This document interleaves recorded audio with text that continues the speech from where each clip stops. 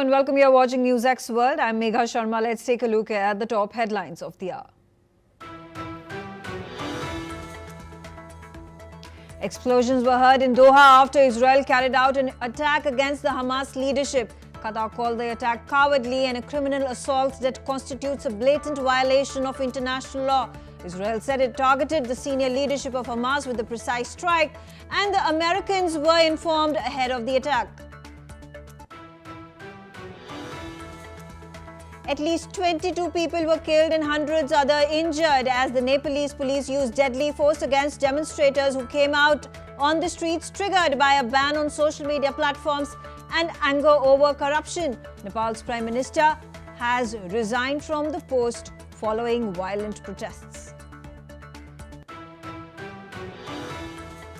Ukrainian President Volodymyr Zelensky said that the Russian airstrike in Donetsk has killed 23 civilians who were collecting their pensions in a village in eastern Ukraine. He called for pressure by Kyiv's allies on Russia.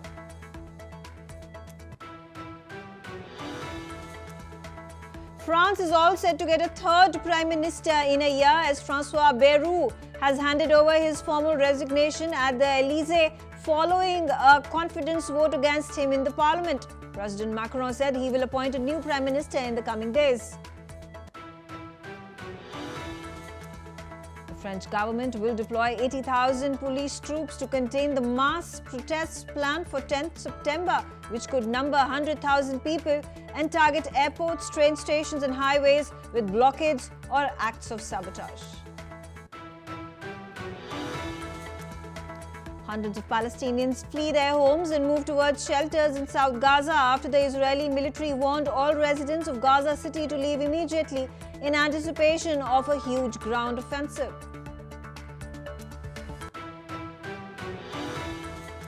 Former Thai Prime Minister Thaksin Shinawatra has been ordered to serve a one-year jail term. He has accepted the court's verdict and expressed gratitude to the king for the reduced sentence. He has further vowed to continue serving the nation, the monarchy and the people of Thailand with unwavering dedication.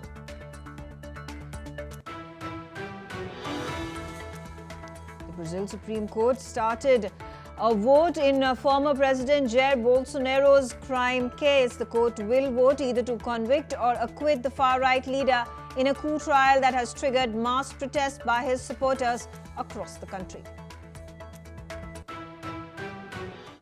The big story of the hour, the blasts that have taken place in Doha in Qatar. The Israeli media and officials have confirmed that Israel carried out a targeted strike in Qatar's capital. It was aimed at senior Hamas leadership. The operation reportedly focused on high-ranking figures, including Khalil al-Hayya and Osama al-Jabari. The strike comes amid heightened regional tensions and has drawn swift international attention. Witnesses in Doha's Qatar district reported multiple blasts and smoke plumes rising from the area. The Israeli military said that the strike on the Hamas delegation in the Qatari capital of Doha was part of an operation that was dubbed quote-unquote Summit of Fire. Mark Sutherland joining me on the telecast. Mark, what is your interpretation of what happens next? Is this a massive step back from all the progress that was being made relating to the ceasefire talks and hostage release negotiations between Hamas and Israel? Good to be with you again. We can look at that. People will look at this from depending on what side of the fence that they wish to sit on. The thing that we have to remember is that the Hamas leadership has been in Qatar for many, many years, living it up on a very, very nice lifestyle. Also, Hamas has not really, as you said, this war would have ended on October the 8th, 9th, if Hamas had released the hostages straight away. Hamas has been drip feeding those for many, many years. And as I say, the leadership have been living in Qatar for many years. Remember also that Qatar finances Al Jazeera, and like many things, is that we could say that countries, in one sense, are funding both sides or speaking out of both sides of their mouth. On the one hand, they are then seeking negotiations with Israel, but on the other hand, they are giving accommodation, solace to the Hamas leadership within Qatar. Where we go from here, you ask a very, very important question, especially as Israel is on the brink of now going into Gaza City to clear out Hamas, what's left of it within Gaza City, and asking the civilians to move to the dedicated place that they have asked them to then move to. There will be, as there already is, condemnation from various countries, but also on the other hand, like UAE, etc., behind the scenes, whether they want to, they won't admit it publicly, but on the quiet, they will be saying Hamas needs to be dealt with. But this is going to, as you quite rightly say, how does this affect things? This is going to play out. But constantly, as the Israeli government has said, the war ends if all the hostages, alive and dead, and the ones that are dead, unfortunately, would be then released. Thank you. Stay on with me, Mark. We're getting more information. After these strikes in Qatar, the Israeli Prime Minister Benjamin Netanyahu's office has now released a statement. Israel has claimed full responsibility of the attack. In a comment on X, Netanyahu has stated that Israel initiated it, Israel conducted it, and Israel takes full responsibility for it. So again, Mark, do want to understand from you, if not Qatar, which was playing the mediator, the negotiator, which Middle Eastern nation will step up to the task? It doesn't look like many nations are really interested. In fact, there have been, I think every single nation in the Middle East has condemned Israel for what they call a genocide that is taking place in Gaza. Well, I'm afraid to say that in regard to the accusations of genocide, I'm not afraid to say this, that is severely in question. I would say that it's not a genocide, including the UK government. In the last couple of days have actually released a report to say that this is not genocide. If you were committing genocide, then you are doing a very, very bad job of that, because the actual population of Gaza has actually increased since the 7th of October 2023. They are not my figures, they are other figures that are out there through NGOs, etc., that could be then looked at. The thing is, within the Middle East, it's all about the strong man. There are people saying things publicly, but privately they are also saying we need to deal with Hamas. If you have a situation where you have Jordan, which is turning around and doing stop and search, I've experienced it myself, because they wish to clamp down on the Muslim Brotherhood, for example, which is what Hamas bases its ideology on, and a number of Arab states have outlawed the Muslim Brotherhood. The UK is not. That's another thing. But again, the point I'm trying to make over here is what next? What happens now? Because these negotiations have been carrying on since the October 7 attack took place. Were Israel and Hamas reaching anywhere in terms of some sort of a resolution, conclusion of a deal? And now that an attack has happened on Qatar, which is a key negotiator, have we taken many steps back? And what will it take to move forward for a peaceful resolution? Or do you think the military strikes by Israel, whether it is on Hamas, on Gaza, whether it is on Lebanon, whether it is Syria, or we talk about Iran, the military strikes that happen, we talk about Hezbollah, we talk about the strikes that have happened against Houthis in Yemen. Is that, and now finally the latest one in Qatar, is that a solution? You've just talked about where all the other fields of contact in regard to the Iranian ring of fire around Israel. You've made a very good point in regard to that. The point is this, is that I think also within the Israeli government, they have also had enough. They've had enough of the drip feed of the release of hostages. and they want all of the hostages, dead or alive, to now be released. And also, as President Trump a couple of days ago then issued a warning, a last warning. And I think this is, respectfully, this is part of it. Where this goes from here, to be honest, I am not sure. What I do know is that the Israelis are now, again, as I said earlier, are now looking at Gaza City to fully go in there and, within their own words, to then deal with Hamas, to remove Hamas completely from Gaza. And by the fact is they've gone to the leadership that took over from after Sinwar's death. That is who they have now dealt with as well, because the accusation easily could be said that people are being very disingenuous, that the Israeli government feel they're being played. You know, talking about the people, talking about the locals in Israel, you know, there is, okay, we'll address that, because there has been a soundbite that has come. This is of a mother who has been appealing for the release of the hostages. One of, you know, her son right now is captured by the Hamas terrorists, and here's a soundbite. And she, at this point of time, has made an emotional appeal following the strike. She has condemned the strike. She has expressed deep fear for her son's life. Listen into what she said. אני רועדת מפחד. אני רועדת מפחד. יכול להיות שברגעים אלה ממש ראש הממשלה בנימין נתניהו בעצם מתנקש במתן שלי וחרץ את גורלו למוות. מי שמחליט לסכן את החיים של הילד שלי בכוונה רוצח אותו. למה ראש הממשלה מתעקש לפוצץ כל סיכוי קטן לעסקה? למה? החיים של מתן שלי בסכנה ממשית. כבר 22 חודשים, עד מתי? שוב ושוב ושוב ראש הממשלה מחבל בעסקה. בכל עסקה שנמצאת על הפרק. נמאס לי. נמאס, לעם ישראל נמאס מהמלחמה הזאת. סיימו אותה כבר ותחזירו את כולם בהסכם כולל.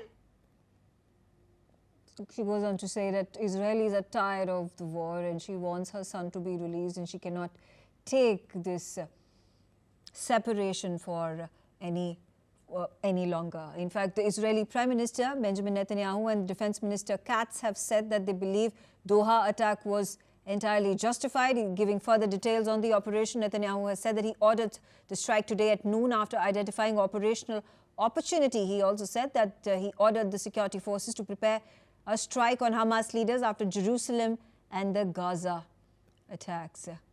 Mark, coming back to you again, you know, yesterday we saw there was this gruesome attack that had happened in East Jerusalem. There were 6 Israelis that died.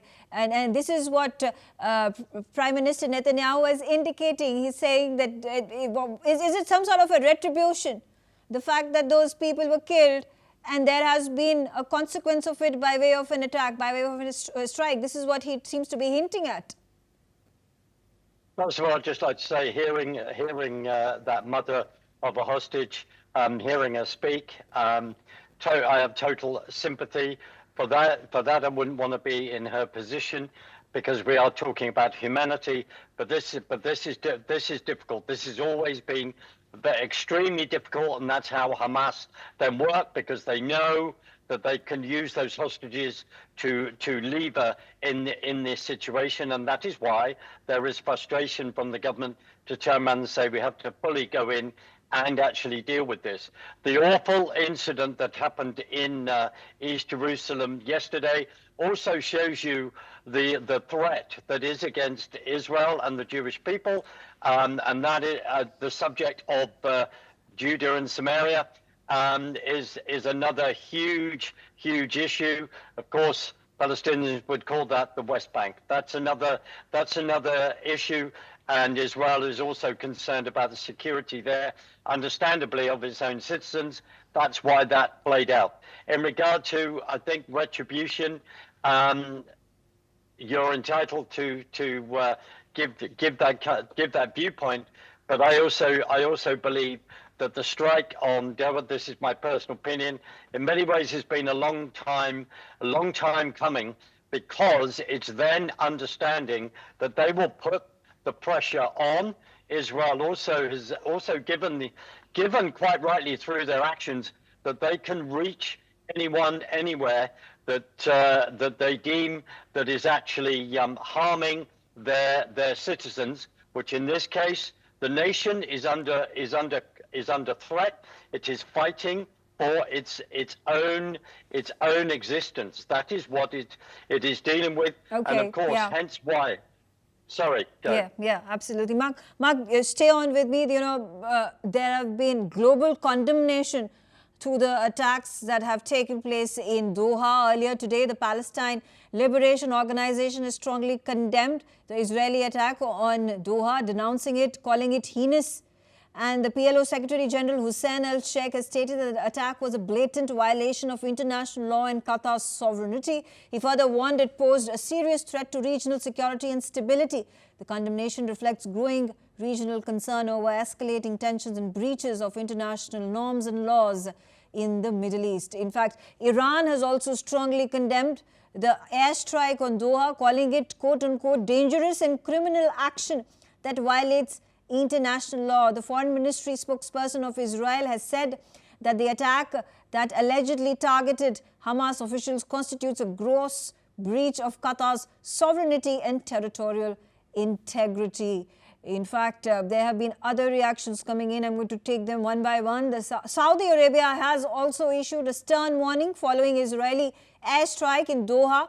It has condemned the attack, called it brutal and a criminal violation of international law. In an official statement that was released by the Foreign Ministry of Saudi Arabia, it warned of dire consequences if Israel continued what it called persistent and unlawful aggression in the region.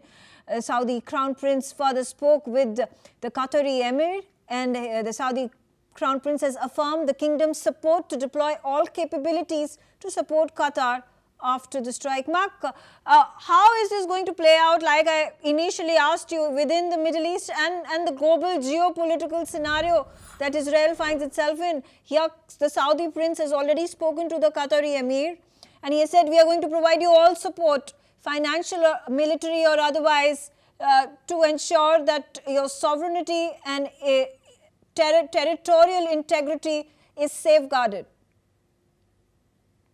This is huge. You and I need about an hour to go through this step by step. I would say, in my humble opinion, one thing is what is said publicly. It's also what is then said privately. We have to go back that on the 7th of October 2023, Hamas plus many citizens, as they would call themselves, within Gaza, then attacked Israel. Israel has been under an existential threat over the last nearly 2 years that this has gone on to. And also in regard to Qatar, as I said earlier, they then finance Al Jazeera.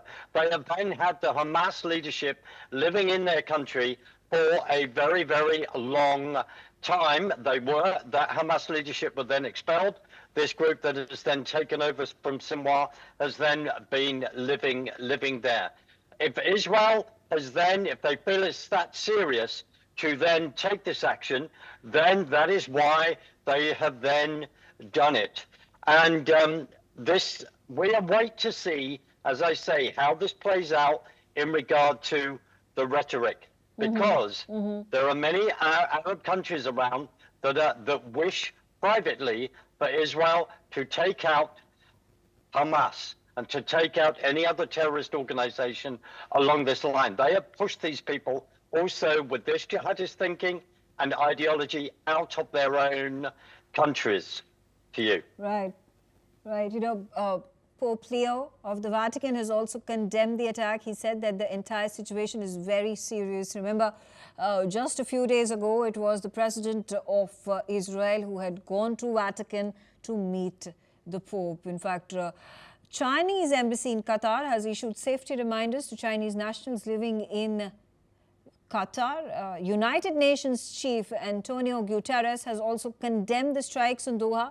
The United Nations has stated it as a flagrant violation of sovereignty, territorial integrity of Qatar. The UN Secretary General has also condemned the ongoing Israeli strikes on Gaza. Listen into what he said. We are just learning about the Israeli attacks in Qatar, a country that has been playing a very positive role to achieve a ceasefire and release of all hostages. I condemn this flagrant violation of the sovereignty and territorial integrity of Qatar. All parties must work towards achieving a permanent ceasefire, not destroying it. All right. Also, Egypt has chimed in. It has condemned the attack. Egypt has stated that the escalation undermines global efforts for de-escalation in the region. Coming back to you, Mark, again, the big question, that's what the global community is going to think and interpret, that is this attack going to now further undermine months-long efforts by all the parties who are vested in bringing peace and prosperity in the region? It's a step back. It's perhaps many steps back. Has it undermined all this progress that has been made so far? Well, this crescendo, let's go through some of that. In regard to the condemnation from Iran, some people would say that's a little bit rich, considering the amount of financing they have done of the Ring of Fire around Israel, with its sworn, as Israel is its sworn enemy, to wipe it off the face of the earth. And also we have to remember the rocket attacks that Iran has actually done against it, plus aiming to get a nuclear bomb with only one mind, which is to wipe Israel off the face of the earth. There will be this crescendo in regard to UN. I will then call that out, because they then have to look at UNRWA, how that's funded, how UNRWA has then participated with actually then funded and cooperating with Hamas. We could then, in regards to the UN, let's look at UNIFIL and what they've been doing in Lebanon. People may think, well, Mark, why are you bringing all this up? This is all relevant because we have to look at past behavior of countries, past behavior of bodies like the United Nations, and why they then have certain actions in the way that they do. And when they speak now, we then have to say that respectfully, that many of us would turn around and say that I'll try and keep an eye on these events that have been unfolding. That again, people speak with full tongue. If the UN actually looked at UNRWA, if UN actually looked at, inverted commas, the refugee policy that has been unfolding not long after the formation of Israel in 1948, and now you're into 8th, 9th generations of refugees, I find this rather disingenuous. So there is a heck of a lot to unpack here. The thing is, and what is not then appreciated by many, many people, is that within the Middle East, you have to act as the strong man, as a strong person in that situation. If you are then appeared to be weak, then that will be exploited. And yes, the condemnation, the crescendo will grow, especially as we have countries like, unfortunately, the UK, Canada, France and Australia, then wanting to push within a United Nations meeting at the end of this month to then recognize a Palestinian state, to recognize a country that doesn't, in my opinion, doesn't exist. The fact is there is already a Palestinian state. They've already tried that. It was called Gaza, and actually it's called Jordan. And there, again, there is a lot of history for us to unpack there. The crescendo, I am sure that the Israeli government feel that they will be able to take the noise and take that crescendo and press on. We all want to see the hostages, dead or alive, released. And as I've said a few minutes ago, the war would end immediately. Okay, all right. Mark, thank you very much for joining me, sharing your insights. We're getting more reports. As per reports, a White House official has now confirmed that Israel notified America before conducting the airstrikes on Doha. Actually, let me get in my second guest into the conversation. Sanjeet Siroha is on the telecast with me. Sanjeet, interesting developments. It looks like America has fully endorsed yet another military strike, this time on Doha by the Israelis. What are your reactions? My reaction is that whatever Israel is doing is totally incorrect. Whether whether they have notified the US or not, even if they have notified the US, they have got no right to strike a country which is an independent country, and the country which was for last 2.5 years they were working for a ceasefire, and then you strike those target and you say that because Hamas people were there, that's why we have struck them. That is absolutely incorrect. Israel, whatever is happening in Israel, I think this is totally incorrect. They are there is genocide going in Gaza. Their people are dying, and nothing has been done about it. What does it mean that they have taken the approval to the United States? The United States is not the authority that they give to anybody to strike anywhere in the world. Right. There you go. Absolutely. Thank you very much, Colonel Siroha, for sharing that insight. But stay on with me, because we are moving on from this military strike on Qatar. There has been another tragedy that has struck Nepal because of the ongoing unrest that has played out in the last 48 hours. There is Rabi Lakshmi Chitrakar. She was the wife of the former Prime Minister of Nepal, Jalanath Khanal, who has died from critical burn injuries after their home in Dalu in Nepal was set on fire. She was rushed to Kirtipur, and officials have confirmed that she succumbed to her injuries. Colonel Sanjeev Sirohi, I do want to understand from you the situation that is clearly very tense, and while the entire nation is on the boil, we also see visuals coming in of celebrations of these youth, this Gen Z revolution as they call, revolutionaries as they call themselves, as celebrating on the streets, even as there are buildings and properties that have been set on fire. Of course, they at this point of time consider this as their victory after the stepping down of the Prime Minister KP Oli. How are things going to pan out for the country? Megha, this is absolutely very sad day for Nepal, that the people are celebrating by destroying the public property. And in fact, they have set the house on fire, where the wife of former Prime Minister has come to the burn injury. It is very, very sad day. When they started off very peacefully. That should have been the correct procedure. But what they have done is absolutely incorrect. They wanted that the social media ban which was put should be lifted. That was lifted. Prime Minister Oli has resigned.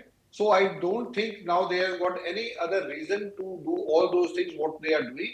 It is not neither in their interest nor in the interest of the country. So I think at this moment, the army should take over and ensure that there is a proper law and order in the country and no citizen is harmed.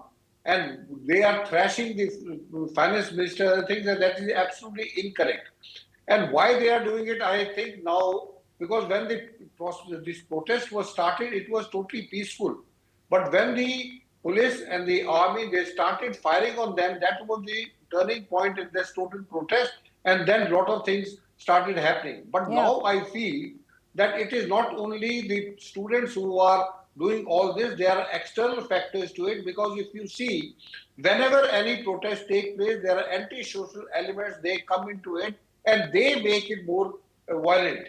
And that is the reason you see, we have seen in Bangladesh, we have seen in Sri Lanka, lately we have seen in Indonesia. So these are the anti-social elements, and this has to be found out that who are these people and who is backing them up. In Bangladesh, it was absolutely clear that the CIA was behind it. Deep State was behind it. And I am sure after some time when a lot of investigation take place and there is a clarity and there is a transparency, we will know that this protest initially was by the students as in Bangladesh, but later on taken over by other elements which are anti-government, which are anti-nationals. Megha. Sanjeev Sirohi, more disturbing piece of information coming in. Now the protesters have stormed the Dhangadi jail and Nakhu jail. Now hundreds of inmates have reportedly fled from this jail. Nepal's former Deputy Prime Minister and Rashtriya Swatantra Party chairperson has been freed from the jail by these Gen Z protesters. We've seen, the airline that had taken KP Oli and other ministers reportedly out of Kathmandu and maybe even flown them out of the country was attacked. It was vandalized. It was set on fire. We are now getting to know that the prisons have been broken into and the prisoners have been removed from the prisons. How long do you think these protests are going to carry on, and what all could happen in the span of the next 24 hours? Megha, if you recall that in last year in August in Bangladesh, same thing has happened. If you see, it is the same chronology which is taking place in Nepal. Protest started off, and after that it became violent protest. The Prime Minister had to leave the country. The army made sure that the Prime Minister leave the country. Army was seen nowhere, and later on all the jails were broken and all the terrorists and other anti-social elements who were undergoing imprisonment in the jails, they were all let free. Same thing is happening in Nepal. You see, I have seen these videos, I have seen the parliament building being burned out, but not a single person, from security forces, either from the police or the army you can see. So you can see that all these things are being pre-planned. Only the students' face is put in front. There are other people who are active, and who these people are, we will come to know after some time. Megha. Colonel Roy, thank you very much for joining me on the telecast and sharing those inputs on NewsX World. Shifting our focus to France, where the French Prime Minister François Bayrou has arrived, in fact earlier arrived at the Elysee Palace to submit his resignation to President Emmanuel Macron after his government was ousted in a confidence vote. Bayrou lost Monday's vote with 364 MPs against 194 in support, following the backlash over his proposed 44 billion euro spending cuts to tackle France's debt. Emmanuel Macron noted the outcome and said that he will name a new premier in the coming days. Bayrou will remain in the caretaker role until then, the fifth prime minister since January 2024. Far-right and hard-left parties are demanding a snap parliamentary election and calling for Emmanuel Macron, the president, to resign as well. There is public discontent that is growing, with grassroots movement Bloc Two planning nationwide disruption tomorrow, which will likely impact airports, train stations and highways. Listen in to some locals reacting to this destabilization of the government in France. De toute manière, s'il dissout, ça va donner quoi? Ouais, mon point d'interrogation, ça va être peut-être encore pire, enfin, si c'est possible. Non, s'il dissout, ça va donner quoi? Pas grand-chose, hein. Le problème, c'est que les gens revoteront de la même manière. Il n'y a qu'à voir ce qui s'est passé à l'Assemblée hier. Les invectives, la grossièreté, ça ne changera rien du tout, hein. Rien, c'est dommage, Bayrou va revenir à Pau. Il était bien à Paris, quoi. Voilà, c'est tout. Non, ça m'inspire rien, c'est le bazar, c'est tout, quoi. Joining me on the telecast is John Rossomondo. John, the situation in France, how precarious do you think is Emmanuel Macron's position? Will he be able to save his position as the president in the coming months? Well, I think that it shows that there's a lot of instability in France. Emmanuel Macron has been highly unpopular among the French electorate.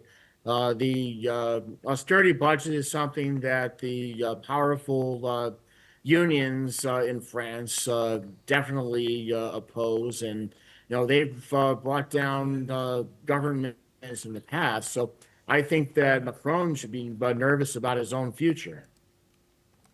Talking about the protests that are anticipated tomorrow, it's being said there are going to be some 100,000 people, protesters who are going to be on the streets of France. There has been some 80,000 police troops that have been deployed. That was a statement that was released by the Interior Minister of France. Why do you think there is such outrage and disgruntlement amongst the masses in France? Well, the masses are used to heavy subsidies, heavy government funded benefits. And, they always protest whenever there's a threat to reduce the benefits. But I think that France is like a lot of the West, facing heavy debt and inability to support the welfare state economically for the long run. Right. Who do you think are the probables at this point that Emmanuel Macron could sift through, shortlist to finally come with a name? A fifth prime minister in a span of 2 years. That's perhaps a record for France. Well, I think, again, it shows that, the French system is kind of unraveling. You have problems with immigration. You have problems with out-of-control debt. France is really in a very dire situation. So I think that Macron is going to need to change or leave. Do you think this also impacts President Emmanuel Macron's position and influence within the European Union and on the global stage? Well, I think that once again it shows that Emmanuel Macron is somebody who is controversial, and I think that it definitely will undermine his standing among the Western leaders. Right, absolutely. John, thank you very much for sharing your views, and thanks for joining us on NewsX World. Well, on that note, I slip into a short break. Thanks for watching NewsX World, and that's it from me for today.